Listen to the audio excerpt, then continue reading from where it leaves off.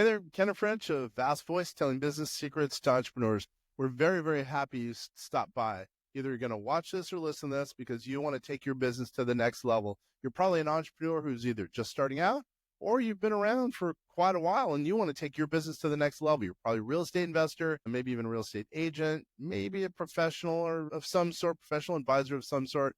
And well, you are stopping by because you need some valuable advice from one of the top industry leaders there is. Anyway, thank you very much. Once again, Ken French, Vast Voice, telling business secrets to entrepreneurs. Really glad you stopped by. You want to expand your business? One way of doing that is with press. How about this? Jeremy Knauff is the expert on press, media, etc., and that's going to blow up your business. Jeremy, what's up, buddy? A little bit of everything, brother. Good to see you. I like that press, huh? You know, I'm going to tell you, I got to admit this. I'm a little embarrassed to say this, but I used to not think expanding your business doing marketing press made sense. I know I'm an idiot, but now I know. I've learned, I've righted my wrong. So you're going to be here to help us add some value to the entrepreneurs who are out there. And I know you can add value, you know, a thing or two about press, media, etc. Awesome, man. I will tell you, there are many people out there that I would describe as idiots. You are not one of them.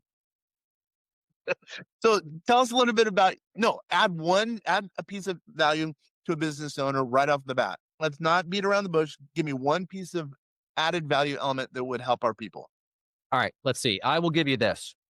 One of the biggest impacts you can have in your business is to develop authority status, because what that's going to do is it's going to help you cut through all the bullshit. You know, when you're seen as a recognized authority in your industry, you don't have to go through that dog and pony show to convince somebody that you're the person that can solve their problem. All right. Give me how do I do that really quick? How do I do that? So it comes down to a few different things. Getting featured in the media is a key part of that because there is that third party validation, which that kind of comes from our evolution as humans, right? When, the caveman would see the other cavemen eating fruit off this particular bush, they knew that it was safe. So they would go and they would eat it, right? The same applies to when you see somebody featured in a major magazine like Entrepreneur or Forbes or Inc. You assume that that person has been vetted. You assume that that person is qualified, that they know what they're talking about, that they're an expert. And so this is why getting featured in the media plays such a big role in developing that authority status. But we also have to build a strong personal brand. And all of this is kind of like this symbiotic environment, right? If you have a strong personal brand, that helps you get featured in the media. Getting featured in the media helps reinforce your personal brand. And so it all kind of works together. But that's kind of the situation in the big picture. I've talked to some of your clients and people you've even been nice enough to just provide free advice, and they've said you're the man. So what is it that makes you the man that is so good at putting people in front of the press, et cetera? I would have to say that comes down to firsthand experience and kind of the way that I got into this in the first place. Okay. So, you know that I had a health crisis several years ago that almost killed me. Mm-hmm. And I spent about 2 years on my deathbed. That was loads of fun, let me tell you. I'm sure. Loads of fun, yeah. Yeah. But, when that first happened, I was running my company as a full service digital marketing agency. So we did, web design, SEO, social media, PR, everything. But when I had that health crisis and I basically disappeared from the world for 2 years, I was now a ghost. I was no different than some rando on Fiverr at that point because I was not active. I was not doing things. I was not being seen. So when I got off of my deathbed, I had to rebuild my entire personal brand, rebuild my authority status.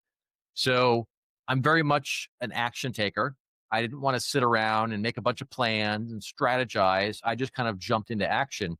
And when I did that, I started leveraging public relations along with some SEO and social media to put myself back on the map. And when I did that, it blew up so big and so fast, way beyond anything I had done before. And, sometimes we get in the trenches and we get so busy with what we're doing, we don't really see what's right in front of us. And that's kind of what happened to me there because I had this happen. And for about the next year, I just continued business as usual, full service agency, continuing to do that side of things. And about a year after that, I realized, this is incredibly powerful. I went from being a nobody to being back on top of the world in record time. And, there's so many great people in our circle who are amazing at what they do. They're really focused on bringing tremendous value to their clients. And then you've also got these other, kind of the internet marketing bros, right? The guys who don't really give a shit. They're just out there hyping themselves up to make as much money as possible. And they don't really care if they bring real value to their clients. So what I wanted to do was elevate those people who are really focused on bringing real value. And in the process, also drown out some of these scumbags who don't really care. So it was a double win for me. And that was when we pivoted to focusing entirely on PR. I understand. I totally get it. By the way, this is Val's Voice telling business secrets to entrepreneurs. We're hanging out with Jeremy Knauff, who is the media guru. You like that? PR guru, press guru, whatever you want to call it. So wait a minute. First, I always forget, how do people get a hold of you if they're interested in learning a little bit more about what you do, the resources you have, first of all?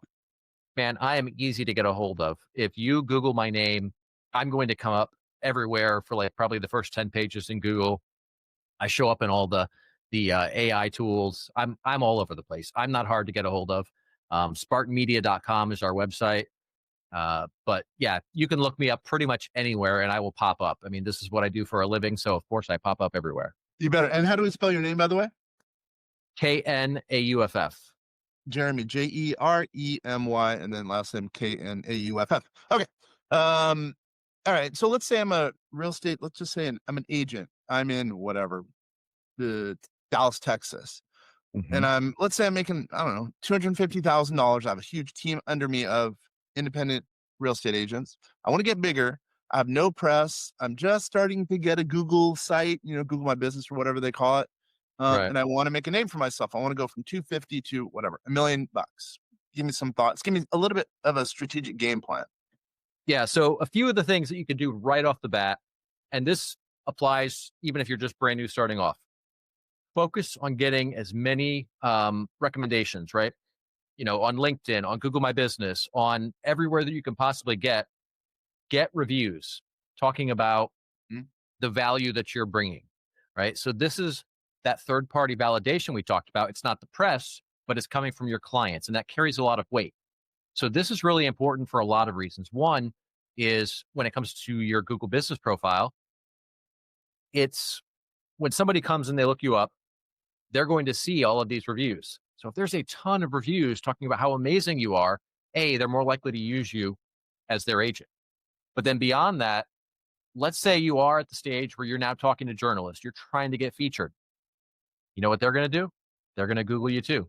And they want to make sure that you're legit because look, if they feature somebody and they're using that person's advice in their articles and that advice is terrible and that's not a good person, then that hurts their career.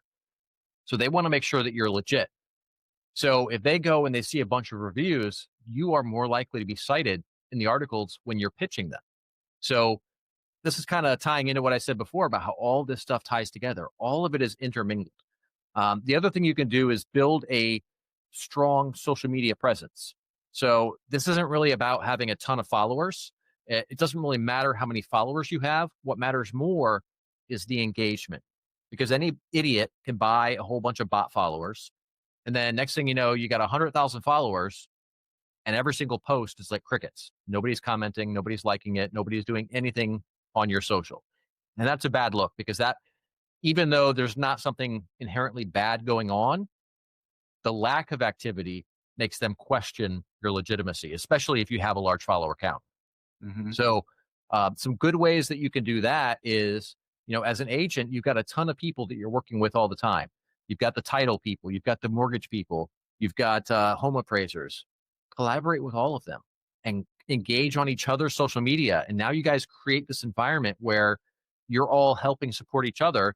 Now, not only are they more likely to send you deals whenever they have opportunities, but there's more activity on your social media profile. That makes you look better to buyers and sellers. It also makes you look better to journalists. So those are some of the low-hanging fruit that you can pick right off the tree really quickly and easily. And is that what you do? You help with that overall process of getting, I guess, their Google My Business site, getting communication going with whatever press. I mean, what do you do in that regard? Well, what we do, and we've actually got, there's a little facet to this that you and I have not talked about yet. I'll fill you in on that in a second. But the core of our business is the services side. So we work with people who they're great at what they do, and that's what they focus on all day, every day. So we handle all of the behind the scenes stuff. We'll come in, we'll do a strategic plan. We're going to look at their whole online presence, evaluate everything, see where they're strong, see where they're weak, see what needs to be shored up. Give them actionable advice on the things that they handle. And then we handle the media side of it. So we'll go out there, we'll pitch them to journalists. They've got a great story, whatever it is, they've got their expertise. We will pitch journalists stories that are relevant for them to chime in on. And then a lot of times we also get, because of my relationships, I'll have journalists reach out to me and they'll be like, hey, I need an expert on XYZ. Who do you have? So a lot of times we get these opportunities that just kind of pop up, which we have to kind of spring into action and handle that really quickly. Now, for our clients in the real estate industry, we get a pretty good handle on how they communicate and what they know pretty quickly. So in a lot of cases, we can actually just respond for them, and they don't even have to take time away from their day to, type up a response, because who the hell has time to do that? And you're probably not going to say it very well to begin with, because that's not your expertise, right?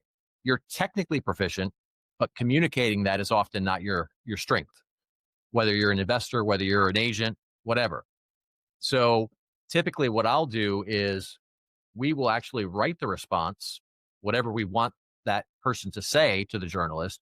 We'll run it by the client just to make sure that everything is on point, because it has to be technically correct and it has to communicate that they want to be perceived as. So we'll send it to them.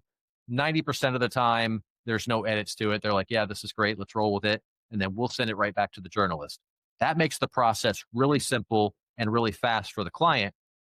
And we can capitalize on those opportunities as they come up. So I'm kind of like offloading. If I'm a client of yours, I'm kind of like offloading some of my work. So I can, sell widgets, sell real estate, and have you guys do what you're good at. Yep, absolutely. Yeah, I like that. All right. So, you've added some value. Thank you. So what are some things I like to ask this question. Give me one example of someone who you've maybe changed their life, as far as now you're doing PR for them or whatever the case is, and they were making $250,000. And now all of a sudden they're worth $1 million because of the cool PR you're doing. Now, let's call it a kind of a commercial. By the way, you're not getting paid for this. I'm not getting paid for this. I just want to add value. You know what I mean? To the people who are out there. Yeah. So I've got a really fun story. Fun for me because I wasn't on the bad side of it when it all started. But we had a client that came to us. We've been working with this particular client for, I think, like 15, 16 years at this point. Oh, wow. Yeah. Great guy, great client. We've worked together forever. And at one point, it was the largest or the fastest growing franchise in the country. They did. Yeah, it's pretty big.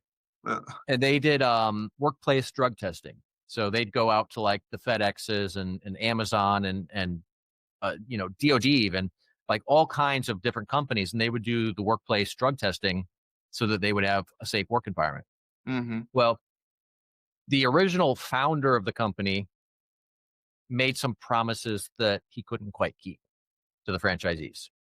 And things kind of deteriorated pretty quickly when all of that came to a head. And the guy who's my client now, he originally ran his own company. He ran a printing firm, and he had sold his printing firm and came to work as the chief marketing officer for that company. Okay. And right about this time, everything imploded. And all of the franchisees were pissed off at the owner. About 19 of them, I think it was, just left. They walked away. And, I don't know how much you know about franchising, but that FDD document, that's a 30-year term. So you have to pay royalties for 30 years. They all just walked away, and then they tried to organize a class action lawsuit. And yeah, it was bad. And the lawyer that they were working with, I don't like him, but I do respect him because he was pretty shady, but he was very effective. And what he did was he encouraged all of them to get online and start trashing the company. And so that resulted in about the first 4 or 5 pages of Google being all negative information about the company. Oh, brutal. Okay. Yeah. Now we're talking. Okay. Absolutely destroyed their reputation, which did 2 things. It stopped them from selling new franchisees, and it stopped them from doing business in general, right? People didn't want to work with them because of all this negativity that was out there. So they went from it was a high, I think it was an 8-figure company. They were just churning money. I mean, basically just printing money. Yeah. And then all of a sudden, that dwindled down to about $350K in revenue overnight. Brutal. Yeah. And so that's when we came into the picture, and we were helping to fix this problem. And because of the relationships there, the friend of mine who came to work as the CMO, he now had to step up as the CEO because everybody hated the current CEO, and there was no fixing that. Mm-hmm. Problem was, he had no experience in the industry, he had no connections, and he had no authority. He was just some guy off the street as far as any of them were concerned. And in reality, he was. But what we ended up doing was we turned him into an authority in that industry. So we leveraged public relations, and we got him featured all over the place. We got him guest contributor opportunities all over the place, speaking opportunities, and just blew this company up. And in the span of a few years, we took them from about $350K in revenue to over $8 million in revenue. And now they're working with the DoD, they're working with the military. Well, DoD is military. They're working with NASA. They're working with like all kinds of government agencies. They were doing all of the drug testing for all of the sports organizations, NFL, NBA, MLB, all the major companies like Amazon and FedEx and UPS and whatnot. So like that's a hell of a turnaround story. And every bit of it came down to positioning him as an authority, right? Now, of course, during that time, he learned a ton about the industry. He, earned the respect as well because he was doing what he had to do and earning that respect. He also had a board position on two of the major industry associations, but complete turnaround story. And it all came down to leveraging public relations to put him in that position. Nice. That's a good story. I mean, the listeners, viewers out there are going to like that. So here's another little question for you. So I'm assuming you do press releases, do you? Yes. Yeah. So it seems to me that, by the way, I love that story. That blows me away. That just shows how you can add some value.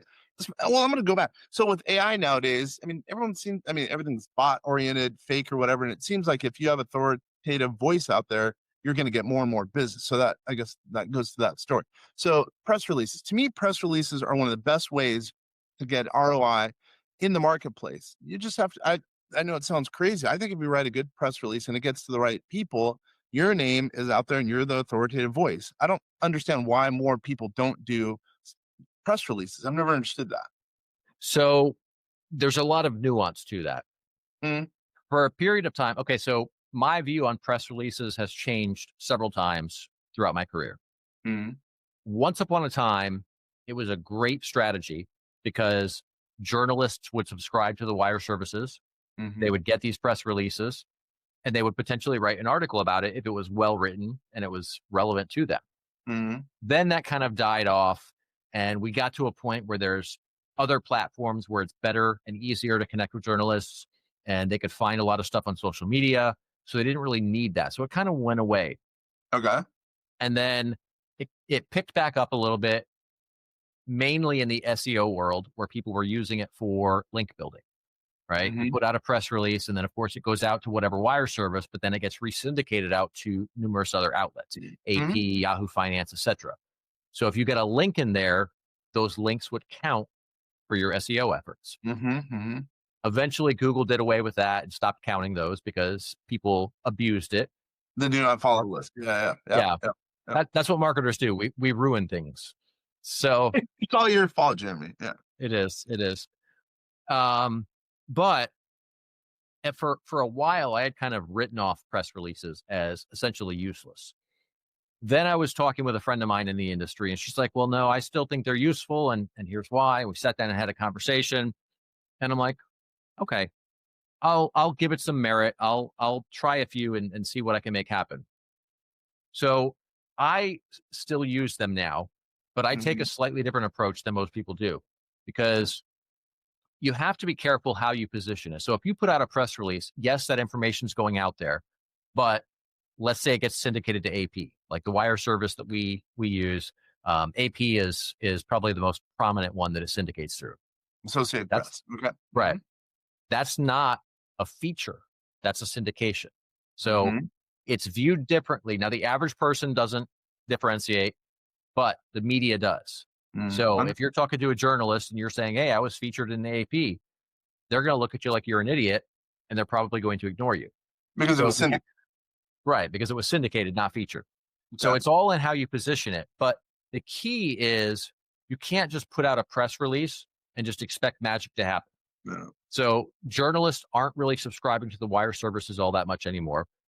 So what I do is I'll put out a press release, but then I'll turn around and I'll build my media list, and I will directly pitch that story to journalists after the press release goes live. So I've got a nice, tight, condensed pitch, and then I'll have a link to the press release that has more information.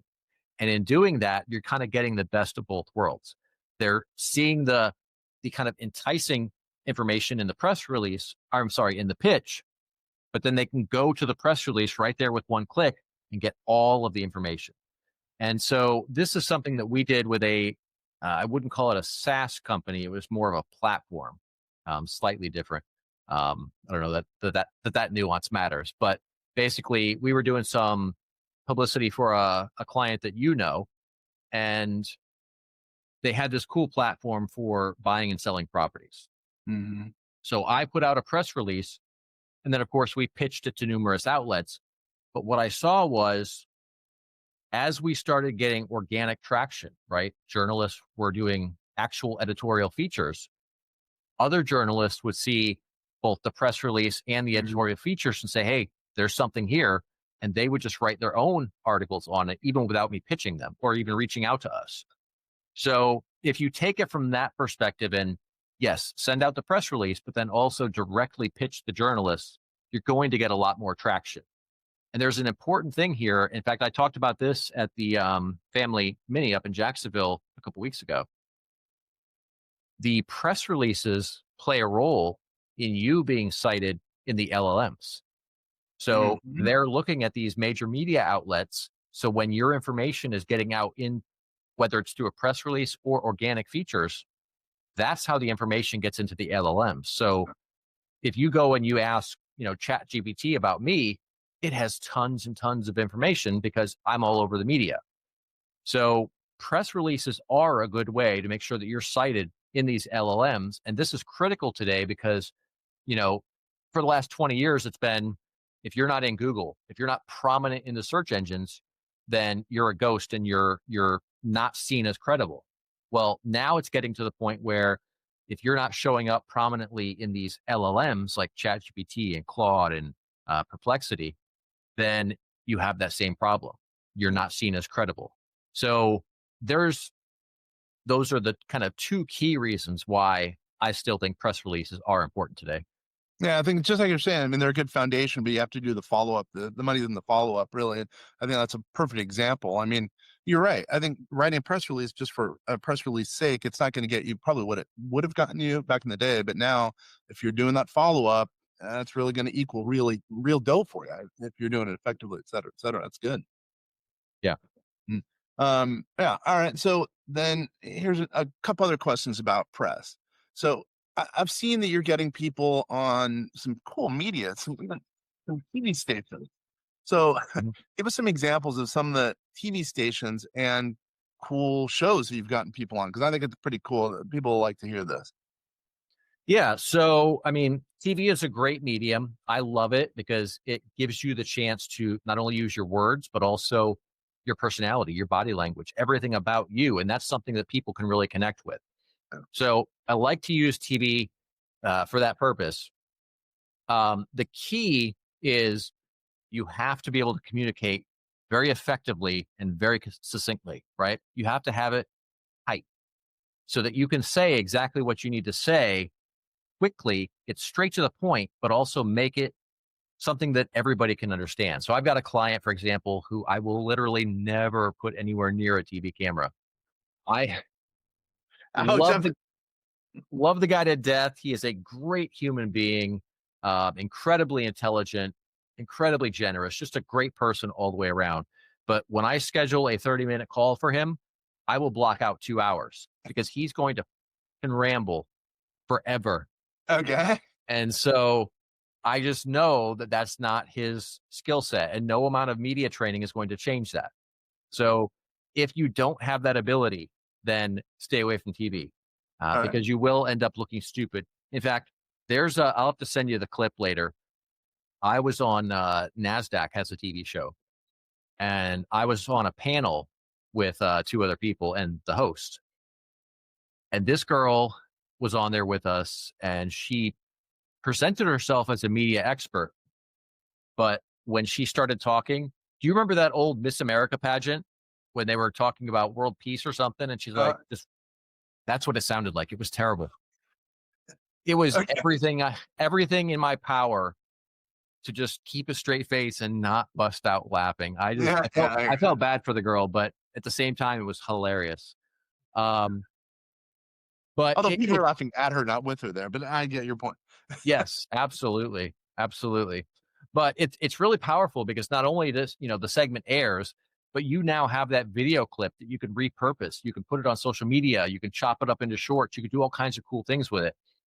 And you can really repurpose all of your publicity. But I love TV because it has the ability to really convey who you are, and that attracts the right people in and also repels out the wrong people. Yeah, I think you got someone. I'm going to say I might be wrong here. It was on Fox or Fox News or Fox Business, I believe, and it was like, whoa! I mean, that's kind of cool. That person could repurpose it, use it for probably months or years on the website. Say, hey, as seen on Fox News or whatever. I would think that's a big thing. So, and plus, it gives you credibility, you as a press guy, because you got that person on a major media source. Yeah, absolutely. And that all came down to a relationship. I talked earlier about how journalists reach out to me for sources.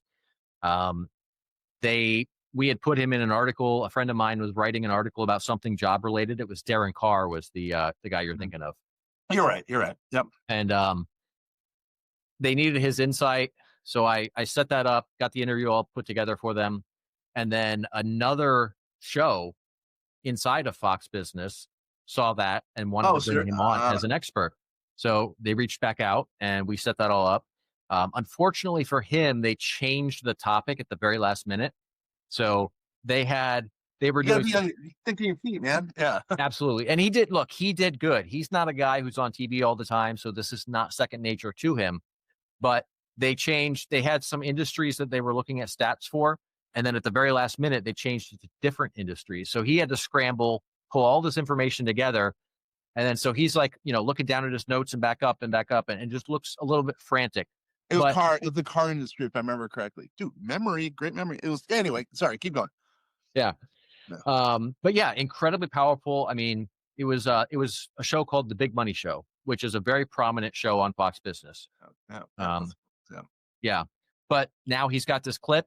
He can use it everywhere. It really showcases him as an expert. I mean, these shows don't ask just anybody off the street to come on.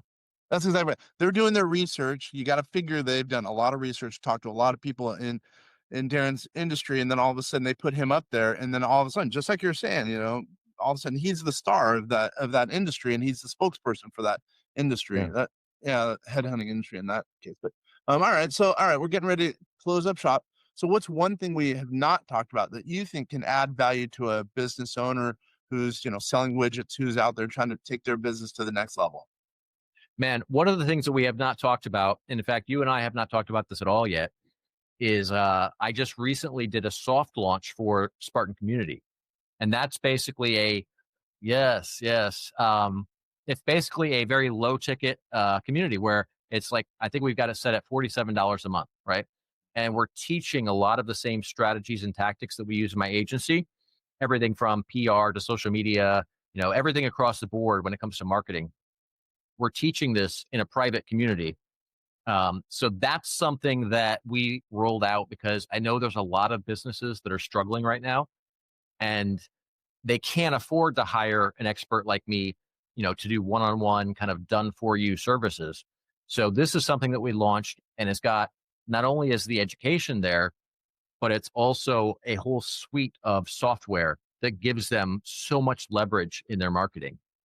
We've got a cool tool. I'll have to show this to you later, but we've got a cool tool that's tracking all of the trending topics, and then it's connecting the topics to their industry.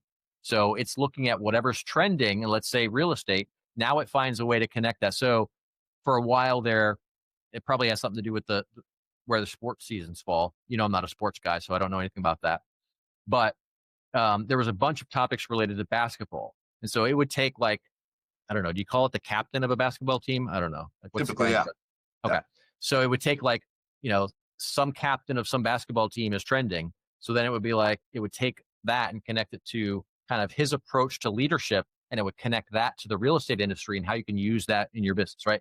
So it takes these really cool trending topics that everyone's already talking about, and it connects them to your industry. And you can use that to create content. You can use it to create pitches. And it's a great way to get out there, and you leverage these trending topics. It creates exponentially more visibility than just talking about whatever you feel like talking about, right? You may have seen me doing this on X a lot lately. I've been covering the Blake Lively PR crisis, for example, and some of the stuff with Google. Hell, I've got posts on there that have over 1 million impressions, and that's using that strategy. So we've got a lot of cool tools like this.